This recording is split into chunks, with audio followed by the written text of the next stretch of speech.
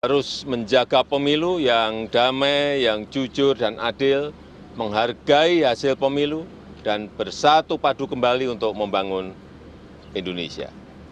Pak, yang tanggal 10 ini kan hari terakhir kampanye, Pak. Ada kabar Bapak mau ikut kampanye, gimana Pak? Tanggapannya. Yang bilang siapa? Ini saya ingin menegaskan kembali pernyataan saya sebelumnya bahwa Presiden memang diperbolehkan undang-undang untuk kampanye. Dan juga sudah pernah saya tunjukkan bunyi aturannya. Tapi jika pertanyaannya apakah saya akan kampanye, saya jawab, tidak. Saya tidak akan berkampanye. Ya, coba kita akan bahas mengenai hal ini meskipun kemarin usai ramai ada puluhan kampus yang memberikan masukan retalitas terhadap Presiden Joko Widodo dan akhirnya Presiden Joko Widodo menegaskan tidak akan berkampanye pada 10 Februari nanti. Sudah hadir beberapa narasumber kami di studio Apa Kabar Indonesia Pagi. Pemirsa, kami sapa satu persatu. Di samping saya sudah ada Bang Bestari Barus, juru bicara dari Timnas Amin. Assalamualaikum, selamat pagi Bang. Assalamualaikum. Waalaikumsalam, selamat pagi. Aduh, agak serak-serak basah suaranya, habis kampanye kayaknya. Dan juga di sampingnya sudah ada Bang Astro Veligan, ini juru bicara muda dari TKM Prabowo Gibran. Selamat pagi. Selamat pagi, Mas Trio. Ya, dan juga sudah hadir ada Bang Emrus Sihombing, Dewan Pakar TPN Ganjar Mahfud. Selamat pagi. Selamat pagi Indonesia. Aduh, boleh. Ya, kalau yang di sebelahnya ini bajunya aja yang sama ya, tapi ini merupakan analis politik Foxpol Research and Consulting, Bang Panggi Syarwi. Selamat pagi Bang Panggi. Selamat pagi semuanya. Mbak Vita, pagi. Pagi. Ya, saya langsung bawa ke Bang Bestari dulu deh yang dekat. Bang, sudah dinyatakan meskipun kemarin Anda sempat kenceng juga vokal mengkritisi soal Presiden Joko Widodo yang menyatakan boleh berkampanye menurut undang-undang, tapi sekarang sudah dipastikan tidak akan berkampanye. Cukupkah untuk Anda? Ya, pernyataan itu memang seharusnya disampaikan jauh-jauh hari. Jauh-jauh hari disampaikan oleh Presiden karena Presiden adalah berdiri di atas semua kelompok dan golongan. Seperti itu. Walaupun anak yang menjadi calon wakil presiden, seyogianya presiden memang tetap harus netral. Netral itu akan diikuti tentu oleh seluruh ASN yang selama ini mungkin ada terindikasi di berbagai kalangan itu dibicarakan, wah ASN mulai bersikap yang mendua. Satu sisi diharuskan untuk netral, tapi ada kelihatan di sana-sini berbagai macam komentar dari berbagai pihak terkait dengan ketidaknetralan itu. Itu harus menjadi mulai hari ini, itu adalah pernyataan yang sangat baik bagi seluruh ASN agar tidak lagi terintimidasi. Ya, tidak terintimidasi dengan bahkan mungkin dari perintah-perintah atau apapun itu yang membuat mereka harus bersikap tidak netral. Padahal memang banyak terdengar, walaupun kami diajak seperti itu, ya ibarat pepatah dari kampung Bang Panggi Sarwi. Apa tuh? Yuk kan nanti orang lalu kan nanti awak. Apa kata orang Artinya, itu terserahlah. Terserahlah kami mau diperintah seperti apa, tapi kami nanti di TPS akan coblos 01. Kira-kira begitu kan? Oke, Bang Bestari, kalau memang ini merupakan respon yang baik, tadi kan Bang Bestari menyampaikan harusnya jauh-jauh hari. Namun Bang Bestari, ini mungkin kita fokusnya ke situ dulu. Kenapa kemudian baru dinyatakan saat ini? Ya, mungkin sering kita lihat bahwa beberapa pihak itu mencoba melempar bola dulu, baru nanti melihat respon. Jadi selalu ada seperti hal-hal yang baru untuk mendapatkan respon dari masyarakat supaya bisa mengukur. Tujuannya apa kalau kayak gitu? Ya tujuan politik lah. Jadi saya sambung yang tadi dulu sebelum nanti terlupa ini bahwa sikap yang seperti itu harus juga diperlihatkan dalam bentuk perbuatan keseharian gitu ya. Jangan lagi ada ini kan sudah masuk pada situasi pada tahapan pemilu nih. ya keberpihakan itu akan justru kata-kata itu harus dibuktikan gitu, satukan kata dengan perbuatan.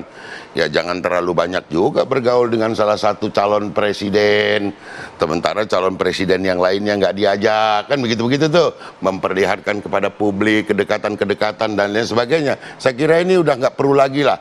Kita sama-sama paham bahwa pada hari ini sudah tahapan kampanye, maka perlihatkanlah kenetralan itu juga dengan perbuatan, jangan cuma kata-kata ini. Sesuaikan kata dengan perbuatan. Saya kira itu yang paling penting, menjaga agar pemilu ini kondusif. Kita lihat banyak letupan-letupan akhir-akhir ini kan. Respon tadi kan Bang Bestari menyampaikan bahwa, singkat ya sebelum ke Bang Emrus, menyampaikan bahwa ini adalah respon dari lemparan bola. Itu lemparan bola yang seperti apa maksudnya? Itu dulu ya mungkin. Seperti itu tadi. Singkat baru ke Bang seperti Emrus. itu tadi, mengatakan bahwa akan netral. Tetapi kita melihat di sebelah sini, oh kok ada pertemuan dengan capres-capres gitu ya, dengan tim-timnya gitu. Sementara yang lain, bahkan kemarin saya lihat agak peresmian jembatan, menterinya nggak ada gitu. Apa karena menterinya dari Pak Emrus gitu. Itu mungkin menjadi koreksi juga, kok menteri PU-nya nggak ada ya, kira-kira gitu ya. Nah, malah yang ada dari Mutia Hafid itu dari mana tuh? Dari salah satu timnya Pak Prabowo Gibran juga gitu yang ada. Menteri PU-nya nggak ada. Saya kira itu yang perlu menjadi penyikapan. Oke, Bang Emrus. Langsung Bang Emrus. Baik, saya pikir Pak Joko Widodo memainkan lambang nonverbal. Itu adalah kampanye. Tapi konkretnya bisa kita lihat kan ada kampanye partai. PSI adalah partainya Jokowi. Ada kan iklan itu? Tapi kan tidak dinyatakan seperti itu. Hah? Fotonya saja berbarengan. Tapi Ada kata-kata itu di iklan itu gitu ya. Coba dicek. Iklan itu adalah media campaign. Kemudian kalau kita lihat seperti Pak Barus katakan, dia katakan bahwa tidak kampanye gitu ya. Itu test the water. Karena selama ini secara lambang verbal, non verbal kan bertemu berkali-kali dengan calon presiden nomor 2. Kalau dia mau fair gitu kan, dia harus undang dua calon presiden lain seperti di istana. Gitu ya. Sekarang ini kan cenderung dengan Prabowo gitu kan. Itu jadi kalau kita bicara komunikasi, jadi tidak hanya lambang verbal yang diucapkan, tetapi juga harus kita lambang non verbal. Baru setelah itu dilihat test the water gitu ya. Karena begitu derasnya, boleh dikatakan penolakan tanda kutip dari perguruan tinggi, catatan kami sudah sampai 50, baru bahwa saya tidak akan campaign. Kan gitu kan? Jadi oleh karena itu saya melihat ada inkonsistensi. Alangkah baiknya misalnya dia buka undang-undang yang mengatakan bahwa presiden boleh campaign. Alasannya adalah karena ditanya wartawan. Kan begitu? Kemarin kan ditanya wartawan tentang kasus di MK.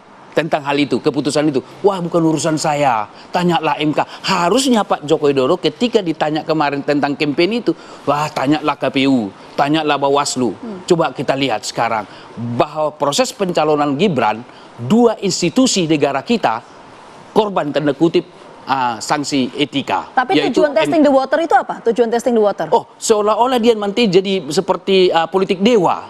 Politik dewa artinya apa? Bahwa dia akan, saya netral. Dia seolah-olah dia untuk kepentingan publik. Padahal sudah campaign sebelumnya dengan non-verbal. 3 hari menjelang kampanye usai. Iya, harusnya dia mengatakan bahwa kemarin ditanya wartawan, presiden boleh kampanye. Itu sebenarnya ketika dikatakan presiden boleh kampanye, itu sama dengan campaign. Karena dalam teori interpretatif, jangan lihat apa yang diucapkan, tapi makna mendalam dari apa yang diucapkan itu. Sambil sana dulu Bang. Bang Astrio, Anda melihatnya seperti apa? Meskipun tadi disambut baik oleh kedua tim paslon, tapi ada tapinya di belakangnya. Silakan. Ya, Mbak, ya, terima kasih. Saya rasa yang terjadi hari ini adalah kita menyayangkan adanya penggiringan opini yang tendensius. Seakan-akan presiden melakukan manuver politik hanya untuk menguntungkan paslon tertentu. Tadi contoh yang dibawa misalnya adalah ada pertemuan antara presiden dengan salah satu paslon. Yang perlu diingat, pertama adalah pertemuan tersebut itu juga sekaligus menandakan pertemuan antara seorang atasan. Dalam hal ini adalah seorang presiden dengan menteri beliau. Perlu disadari bahwa kedua capres yang lain itu bukan merupakan bagian daripada kabinet saat ini. Lalu kedua, Mbak Aya, saya ingin sedikit mengajak kita semua flashback ke tahun 2019. Pak Jokowi ketika berdebat dengan Pak Prabowo di Pilpres 2019 pernah berkata, Pak Prabowo, saya suka bermain sepeda. Dan kadang-kadang kalau kita bermain sepeda ini rantainya suka putus. Tapi percayalah Pak Prabowo, rantai persahabatan kita tidak akan putus. Jadi memang selain ada hubungan profesional antara Presiden dengan Pak Menhan, memang hubungan personal kedua tokoh tersebut sudah berlangsung jauh lebih lama. Pak Prabowo seperti yang kita ingat sudah 2 kali kalah kontestasi Pilpres oleh Pak Jokowi dan 2 kali pula Pak Prabowo datang ke pelantikan Pak Jokowi.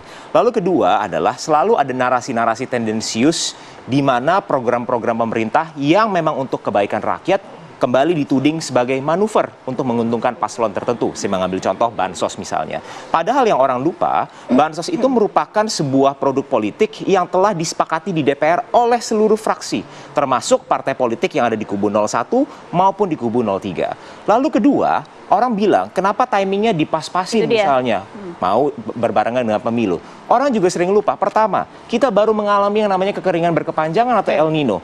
Musim hujan harusnya bulan Oktober, kita bulan Januari baru masuk musim hujan. Akibatnya apa? Produksi pangan kita terganggu, volatilitas harga pangan akhirnya terjadi.